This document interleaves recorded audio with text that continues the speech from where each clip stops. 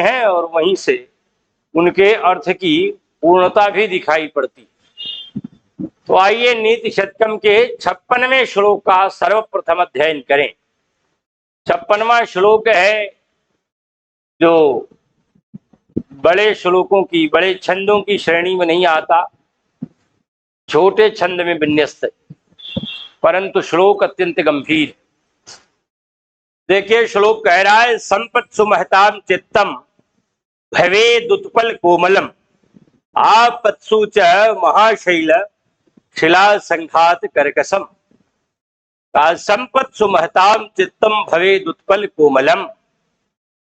जो महान लोग हैं, ऐसे महान लोगों का चित्त संपत्तियों के प्राप्त होने पर या आपत्तियों के प्राप्त होने पर किस प्रकार हो जाता है, इस बात को भर्तृहरि द्वारा कहा जा रहा है। श्लोक का जो वाच्यार्थ है तदनुसार कह रहे हैं, संपत्सु, संपत्तियों में, शब्द संपद है, सम धन पद धन कृत, रूप चलता है संपद प्रातिपदिक का, संपत संपदौ संपदा, सप्तमी के बहुवचन में बनता है संपत्सु, माने संपत्तियों में। अर्थात जब हमें खूब वैभव मिल जाता है, खूब हमारे पास होता है, खूब ऐश्वर्य हमारा बढ़ जाता है, तो जब बढ़ता है तो ऐसे पर भी कह रहे महताम चित्तम। महताम माने महान लोगों का, चित्तम माने हृदय। महताम महत शब्द है, महान महानतो महानता रूप चलता है, षष्ठी विभक्ति के बहुवचन में रूप चलता है, रूप बनता है महताम माने महान लोगों का। चित्तम माने चित्त कैसा हो जाता है, उत्पल कोमलम भवेत।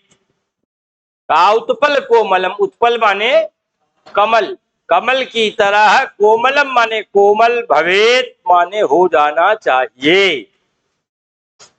तो जब संपत्तियां बढ़ जाती हैं, ऐश्वर्य बढ़ जाता है, तो ऐश्वर्यों के बढ़ जाने पर, संपत्तियों के बढ़ जाने पर महताम चित्तम, महान लोगों का चित्त, हृदय, उत्पल कोमलम भवेत, कमल की तरह कोमल हो जाता है। जबकि आपत्सु, आपत्तियों के आ जाने पर, महाशैल माने विशाल पहाड़ के, शिला संघात, शिलाओं के संघात माने समूहों के तरह, करकसम भवेत कठोर बन जाता है। तो ये कह रहे हैं कि संसार में जो महान लोग हैं वे ऐसे नहीं महान बन जाते, बन कि उनके पास विशेष गुणधर्म होते हैं, तब वे महान बनते हैं। तो महान बनने में ये दोनों स्थितियां देखी जा सकती हैं, कभी संपत्तियों का आधिक्य हो जाना और कभी विपत्तियों का आधिक्य हो जाना।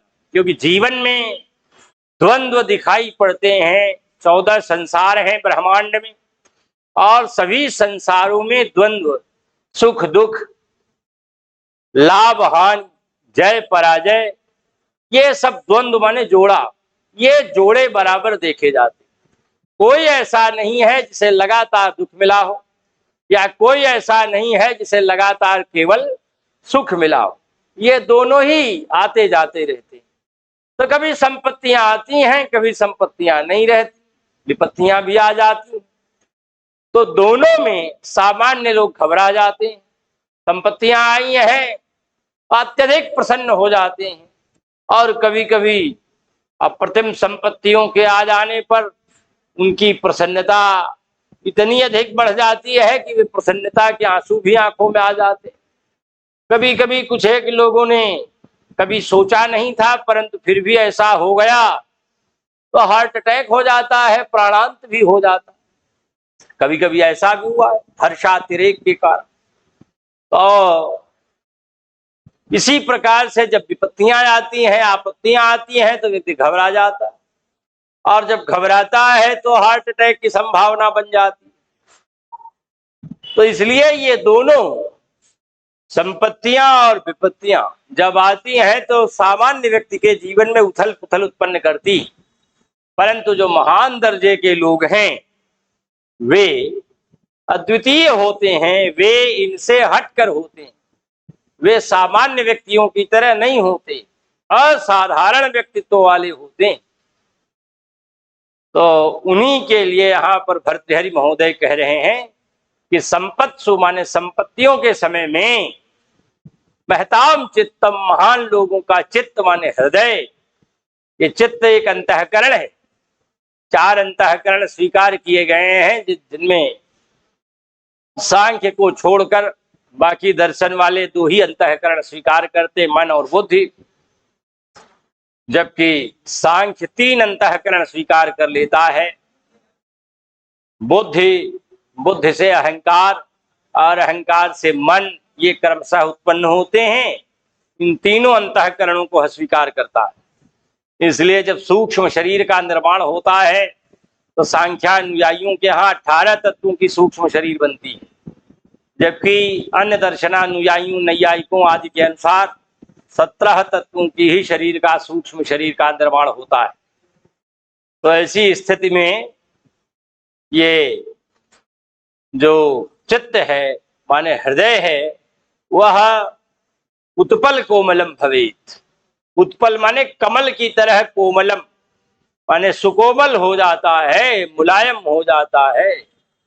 तो चित्त और अधिक मुलायम हो जाता है, द्रवीभूत हो जाता है जब संपत्तियां बढ़ती हैं। और जब कभी विपत्तियां आती हैं तो विपत्तियों के आने पर उनका हृदय कैसा हो जाता है, तो कह रहे आपत सुच, आपत्तियों के समय में महाशैल शिला संघात करकसम। कहा महाशैल मन विशाल पहाड़, शिला शब्द से प्रत्यय लगता है समूह के अर्थ में, तो शैल बन जाता है। तो महाशैल माने बड़ा पर्वत, विशाल पर्वत के, कहा महाशैल माने विशाल पहाड़ पर विराजमान शिला संघात, शिलाओं अर्थात पाषाण खंडों के संघात माने समूह की तरह, कर्कशम कठोर हो जाता है। तो कठोर उनका कब होता है, जब आपत्तियां आती। असाधारण आदमी में क्या देखा जाता है कि जब संपत्तियां आती हैं तब उनमें कठोरता आती, तब उनका हृदय कठोर होता है। और जब विपत्तियां आती हैं तब रोने धोने लगते हैं। तो फिर ऐसी स्थिति में सारी मुलायमियत, सारी नरमियत उसी समय देखी जाती। ऐसा होता है 95-98% लोगों, 100 में 1-2 लोग ही ऐसे होते हैं जो वैभवों के आ जाने पर और अधिक झुक जाते हैं। भवन्ति नम्राः, झुकाव हो जाता है ऐसे लोगों के पास जो असाधारण पुरुष होते हैं। कब? समृद्धि भी, जब समृद्धियां आती, तो जब समृद्धियां आती हैं, वैभव आती हैं, तो वे नम्र हो जाते हैं, झुक जाते हैं। ऐसे बड़े दर्जे के लोग दिखाई पड़ते हैं, देखे जाते हैं। इसी को अन्यान्य कवियों ने भी अपने अपने तरीकों से तथ्य को बताया है, कहा है। तो इसके साम्य पर अन्यत्र संस्कृत आदि साहित्य में अनेक स्थलों पर स्वरूप दिखाई पड़ता है, इसके भाव साम्य देखे जाते हैं, यत्र तत्र उनका अवलोकन कर सकते हैं। भर्तृहरि के बजाय भर्तृहरि से परवर्ती काल में आने वाले भवभूति ने भी लिखा है, वज्रादिपि कठोराणि मधुरि कुसुमादि लोकोत्तराणाम चेतांसी को ही विज्ञातुमर्हसि। का जो लोकोत्तर पुरुष हैं उनके चेतांसी मन चित्तों को कौन जान सकता है। वे वज्र से भी अधिक कठोर होते हैं और फूल से भी अधिक कोमल होते हैं। तो वज्रादिपि कठोराणि मधुनि कुसुमादि, तो ये ऐसे ही होते हैं। फूल की तरह इनकी कोमलता तब होती है जब खूब वैभव आता है, और जब कठोरता आती है तो समय समझ लीजिए कि कठोरता है, इसका मतलब ये आपत्तियों विपत्तियों से घिरे हैं, लेकिन उसका असर हमारे ऊपर न आवे इसका प्रयास कर रहे हैं। तो इस तरह से महान लोग हुआ करते, क्योंकि आपत्तियां किसी से बची नहीं, सबके ऊपर आती हैं, जीवन में अनेक आती है। इसलिए दूसरे की आपत्तियों का कभी उपहास नहीं करना चाहिए। तो हमेशा सावधान रह करके सदाचार के माध्यम से इनके साथ संघर्ष करने का यत्न करना चाहिए। तो यह श्लोक देखने में तो छोटा है, किस छंद में बंधा है? अनुष्टुप छंद में, लेकिन अंदर से बड़ा गरियान है, बड़ा गंभीर है। कहा संप्रत सुमहताम चित्तम भवेदुत्पल कोमलम आपत्सु च महाशैल शिला संघात कर्कशम। तो यहाँ पर कोई अलंकार भी स्फुट रूप से दिखाई पड़ता है। कौन सा? उपमा अलंकार दिखाई पड़ता है। कहाँ उपमा बन जा रही है? उपमा का कहीं विन्यास श्लोक में है? कहाँ है? कहा संपत्सु महताम चित्तम भवेद उत्पल कोमलम। कहा उत्पलम एवं कोमलम भवती। यहाँ लुप्तोपमा है, माने सादृश्य बताने वाला जो वाचक शब्द है लुप्त हो गया। भवेत उत्पल कोमलम, उत्पलम एवं कमलम। का उत्पलम कैसे क्या है? का भवेद उत्पल कोमलम, उत्पलम एवं कोमलम। तो इसलिए उत्पल की तरह कोमल होना।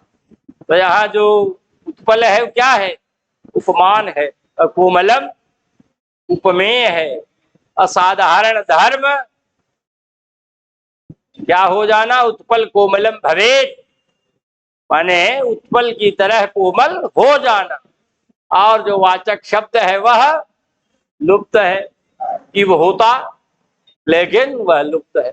इसी तरह दूसरी पंक्ति में भी है, आपत्सु च महाशैल शिला संघात कर्कशम। तो कहा महाशैल माने महान पर्वत पर विद्यमान क्या?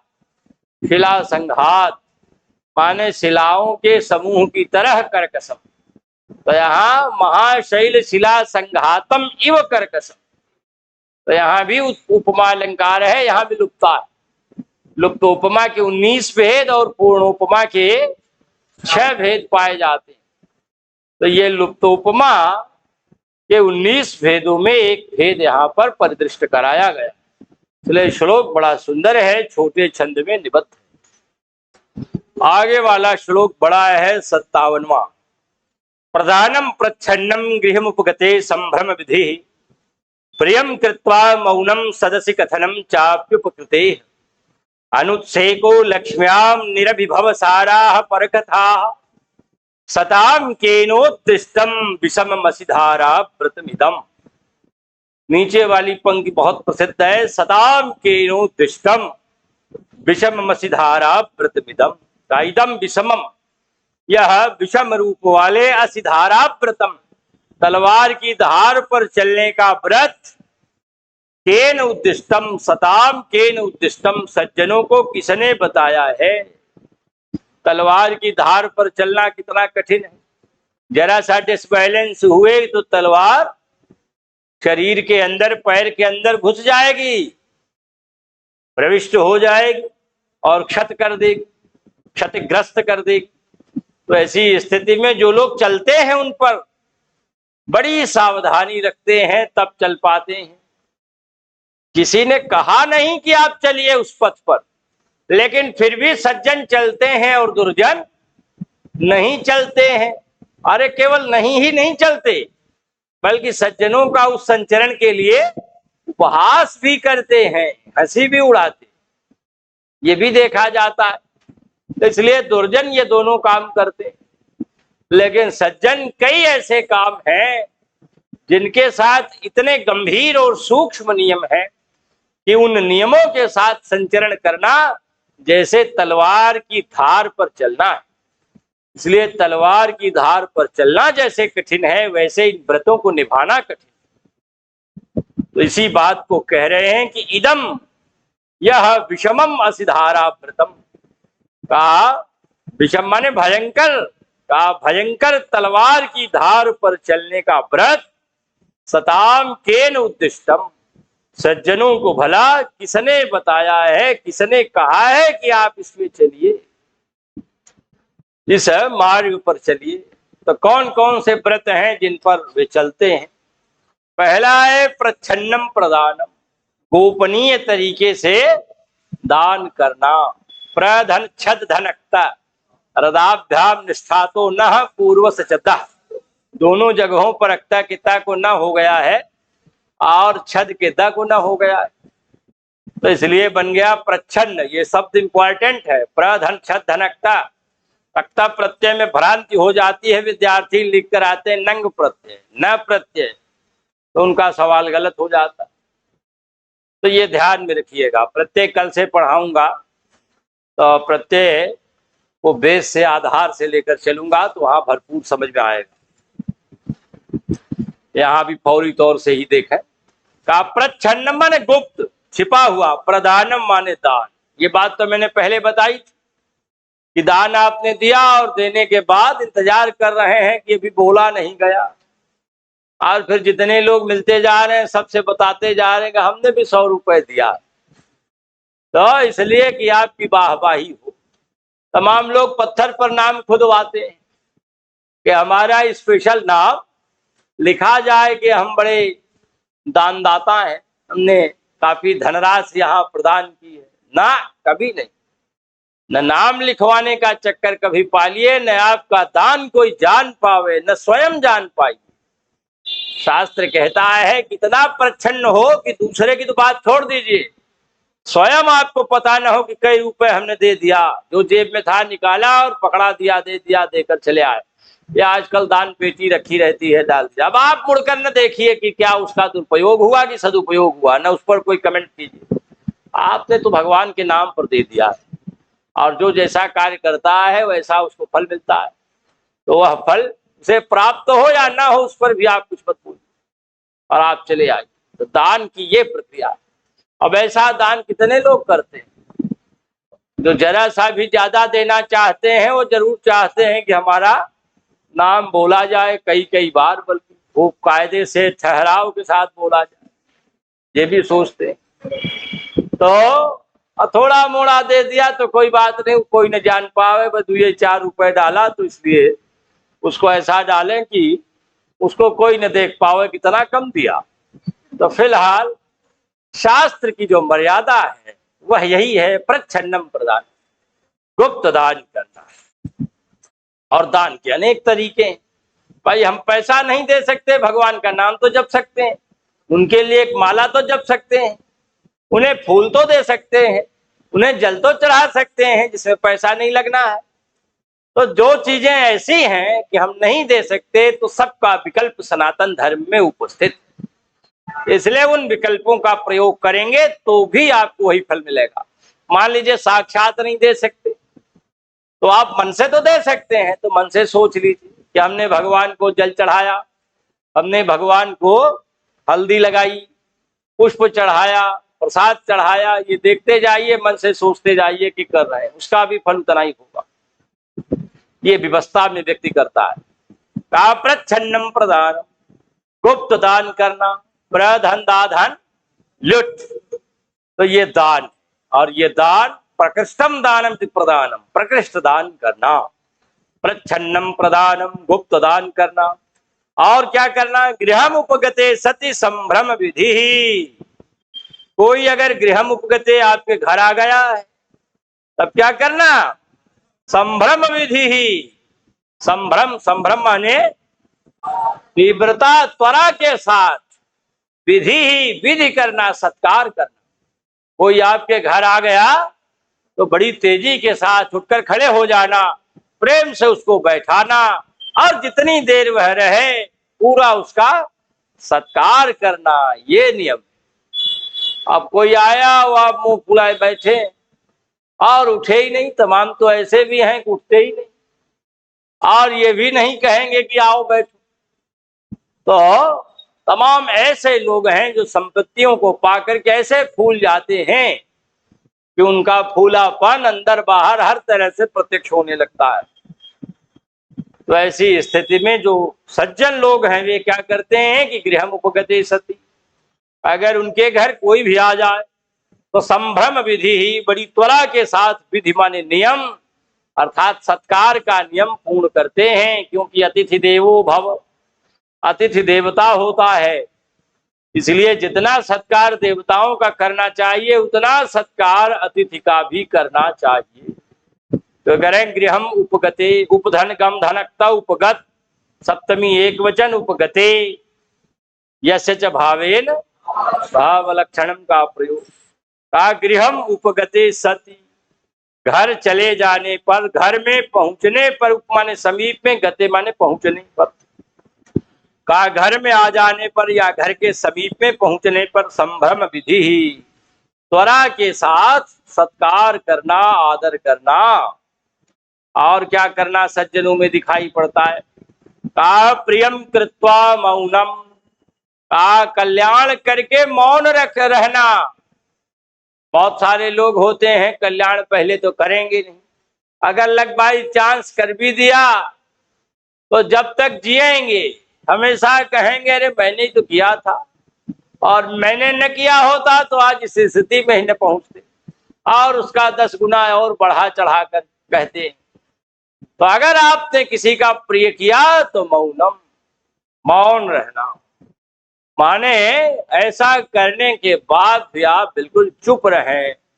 ऐसे संसार में आप खोजते रहिए, जीवन में 2-4 लोग को मुश्किल मिल सकते हैं, तो लेकिन मुश्किल से मिलते हैं 2-4, तो इनका तो मैं समझता हूं कि 1% भी ऐसे लोग नहीं।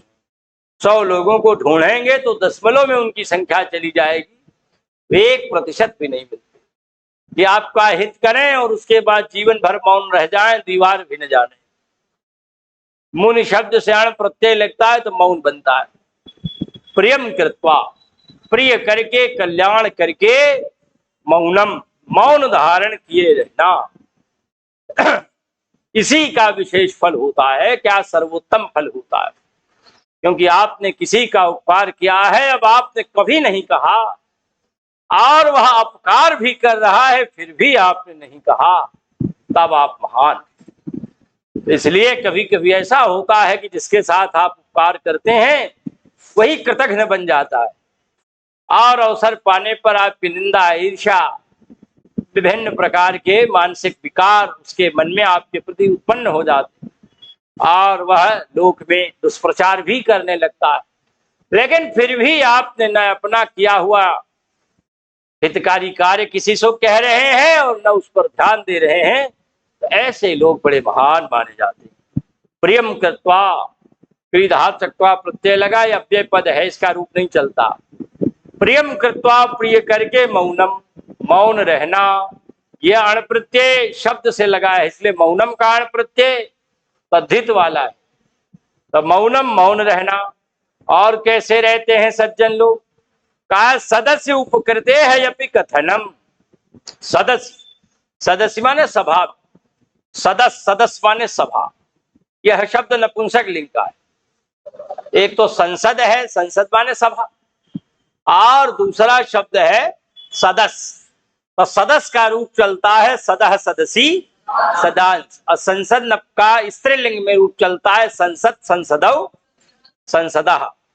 तो यहाँ सदस्य सप्तमी एक वचन में बना है, सदस्य माने सभा में, उपकृते है अर्थात जिसने आपका उपकार किया है उसका आप माने भी कथनम, कथन करना। जिसने आपका उपकार किया है उसका कथन सभा में कर देना, ये सज्जन के लक्षण है। उसने तो नहीं कहा कभी कि हमने इनका कोई हित किया, हमने इनका कोई प्रिय किया, लेकिन अगर उसने प्रिय किया, वो अवसर पाए आप, तो उसकी प्रशस्ति में अवश्य इस बात को कहिए, बताइए। तो सदस्य सभा में उपकृते है अपि कथनम, जिसने उपकार किया है उसका भी कथन करना, उसके विषय में भी बताना कि हमने, हमारे साथ इन्होंने इतना बड़ा उपकार किया है। ये सज्जनों के लक्षण है, सज्जन ऐसा करते हैं। और जो सज्जन नहीं दुर्जन है वो क्या करते हैं, लाख आपने उपकार किया और नाम नहीं देंगे उसका, कभी किसी अन्य के सामने जिक्र ही नहीं करेंगे कि इन्होंने कुछ हमारे साथ जरा सा भी कुछ किया है, उसकी चर्चा ही नहीं करेंगे।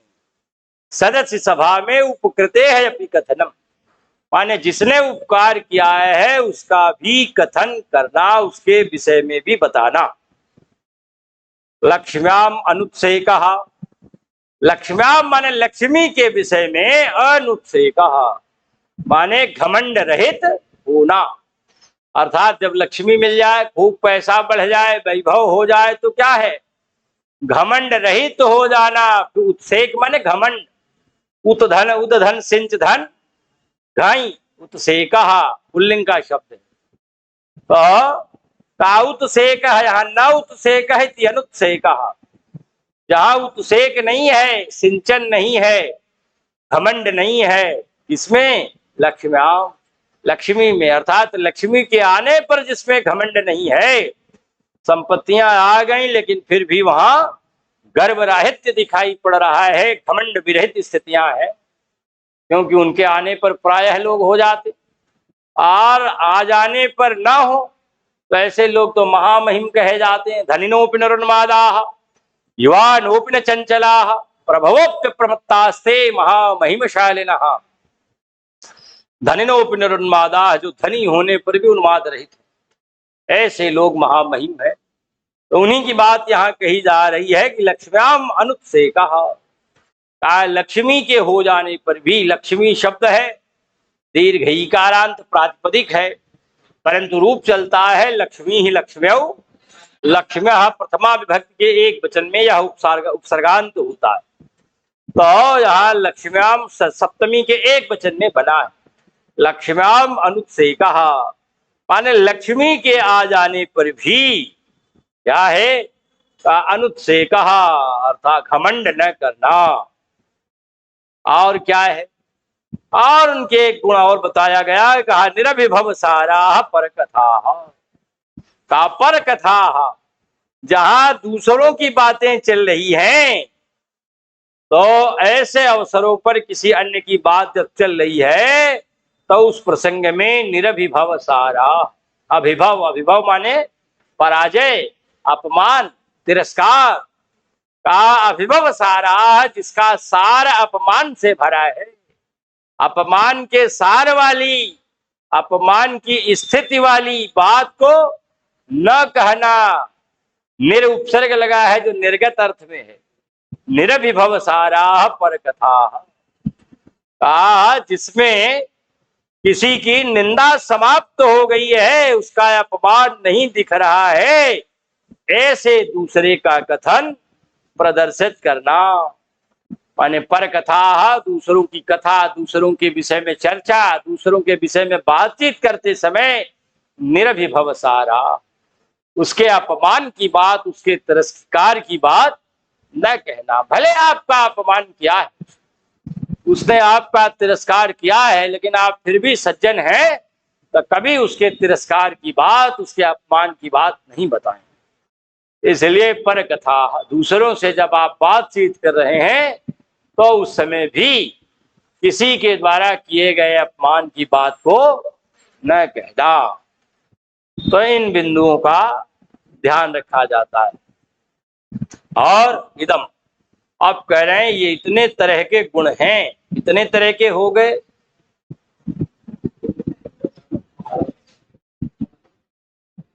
छह है ना, तो छह गुण धर्म है, छह विशिष्ट धर्म है, छह विशेषताएं हैं किसकी, का जो सताम सज्जन लोग हैं। इसलिए सताम सज्जनों के लिए, सत शब्द है या सधातु से शत्रु प्रत्यय पूछा गया था, यहाँ षष्ठी विभक्ति के बहुवचन में बना है सताम, सन संतौ संतः करके रूप चलता है, सताम सज्जनों को, इदम यह नपुंसक लिंग का रूप है, विषमम माने तीक्ष्ण, तीव्र, भयंकर, असि धाराव्रतम, असि माने तलवार, असि धाराव्रतम, धारा माने धार का, तलवार की धार के, व्रतम माने व्रत को, संकल्प को, केन उद्दिष्टम, भला किसने बताया है, किसने कहा है कि आप ऐसा करिए।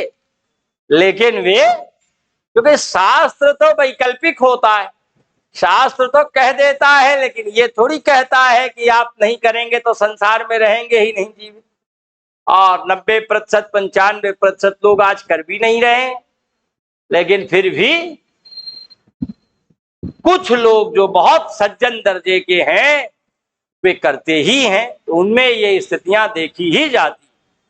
तो सज्जनों को किसी ने कहा नहीं रिजिडली कि आप ऐसा करिए ही, केवल शास्त्र ने ये नियम बताए हैं, जीवन की उत्तमता के ये नियम बताए हैं शास्त्र ने। लेकिन फिर भी ऐसे लोग करते हैं, जो चंद लोग हैं जो सज्जनता की श्रेणी में आते हैं वे करते हैं, जो दुर्जन हैं वे नहीं करते। तो इसलिए बड़ा सुंदर श्लोक है, नीचे वाली पंक्ति बहुत इंपॉर्टेंट है। सताम के नोदिष्टम विषम मसीधारा प्रतिमिदम। और कोई अलंकार भी है, कौन सा है? समुच्चय नाम का अलंकार है, जहां पर समुच्चय माने संग्रह, जहां पर किसी के कई गुण धर्मों का संग्रह किया गया हो वहां पर समुच्चय अलंकार होता है। तो यहाँ कई गुणधर्म सज्जनों के बताए हैं कि उनके कैसे व्रत होने चाहिए, 6 बताए हैं, इसलिए यहाँ समुच्चय अलंकार भी है। और बड़े दर्जे का छंद भी है, क्या नाम है? शिखरणी छंद है। क्या? रसई ही रुद्र छन्ना यमन सभलाग शिखरिणी।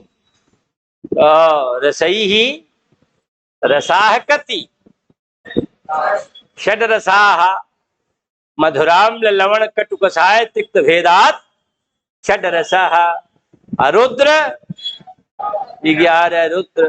तो इतने पर क्या होना है? यति होनी है। ये संस्कृत है, इसलिए यहाँ गणित जरूरी नहीं को सीधे 6-11 का है। इन्होंने 6-11 की संख्या वाला शब्द कह दिया, बस इसी से व्यंग्यार्थ का पता लग गया। यहाँ संख्या का अवबोध कराना चाहते हैं। तो ये शिखरिणी छंद में बना सुंदर श्लोक है। प्रधानम प्रच्छन्नम गृहमुपगते संभ्रम विधि प्रियम कृत्वा मौनम सदसि कथनम चाप्युपकृतेः अनुत्सेको लक्ष्म्यां निरभिभव साराः परकथाः सताम केनोद्दिष्टम विषम मसीधारा व्रतमिदम्। इतना ही रखा जाए, शेष बातें फिर आगे।